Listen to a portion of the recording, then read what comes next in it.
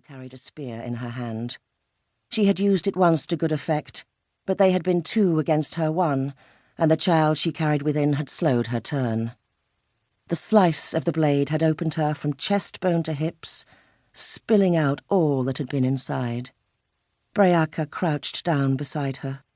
The tentative light of the new day brought colour where before there had been none. She reached down to the small, crinkled thing lying at her mother's side and turned it over. Her father was behind her. "It would have been a boy," she said. "I know." He let his hand rest on her shoulder. His fingers were still. His weeping had stopped. He knelt down and hugged her fiercely. His chin pressed on her head, and the burr of his voice rocked through her neck to her chest as he spoke. "What need have I of another son when I have a daughter who can face an armed warrior and live?" His voice was warm, and there was pride in the wretched grief, and she had not the strength to tell him that she had acted out of instinct, not courage or a warrior's heart. Her mother had been leader of the Eceni, firstborn of the royal line, and she was honoured in death as she had been in life. Her body was bound in fine linen and hides, closing the child back into her abdomen. A platform was built of hazel and elm, and the body raised onto it, lifting her closer to the gods and out of reach of wolf and bear.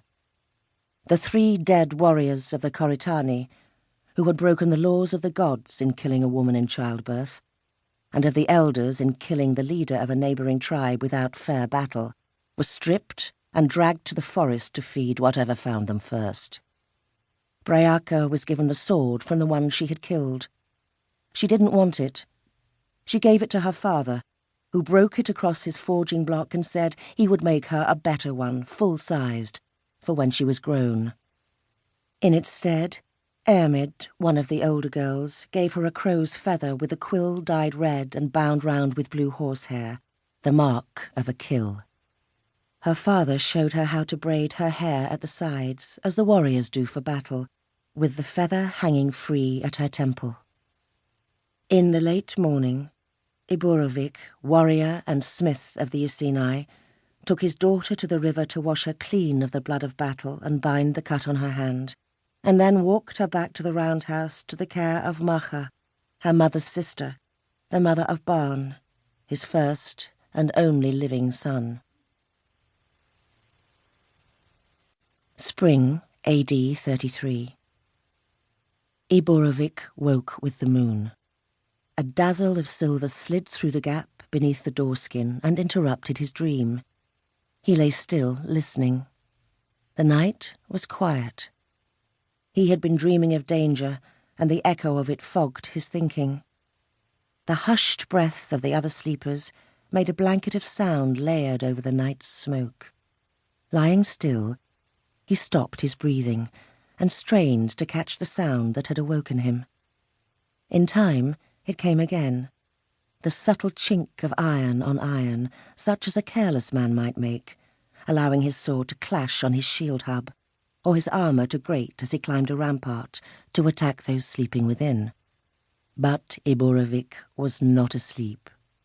For 6 months he had not truly slept, waiting for such a moment as this. Feeling something close to joy, he reached down for the sword that had been within a hand's reach day and night since the Coritani warriors attacked his family. He drew the blade from the sheath. He made no more noise than the sleepers. Still, he was heard. "Your daughter is at her work early." He stopped.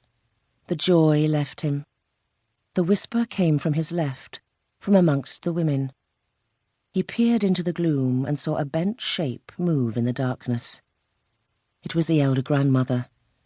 He sat down on the edge of his bed and laid his naked blade flat across his knees. "What work is it that must be done in darkness and alone?" he asked. "She draws out her dream, as you should do," said the old woman. "It does not pay a man or a child to dream too often of violence." He was silent for that. His dream had been the same every night since the autumn. In it, he slept with his sword in his hand, and he did not keep apart.